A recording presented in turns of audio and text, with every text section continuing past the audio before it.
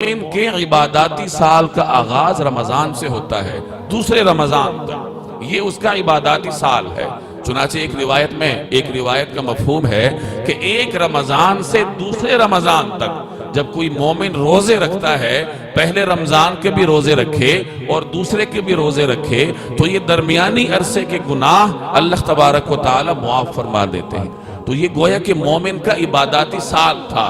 रमजान के रोजे रखकर उसने इबादाती साल का आगाज किया और फिर इधर रमजान के रोजे रखकर उसने अपना इबादाती साल अंजाम तक पहुंचाया। जब आगाज और अंजाम दोनों खैर के साथ थे, रोजे के साथ थे, और दरमियान में भी वो इताअत की कोशिश करता रहा, कबायर से बचता रहा, तो जो छोटी मोटी खताएं और गलतियां हैं वो अल्लाह तबारक व तआला ये साल के अव्वल और आखिर में रखे जाने वाले रोजों की बरकत से वैसे ही मुआफ फरमा देते हैं।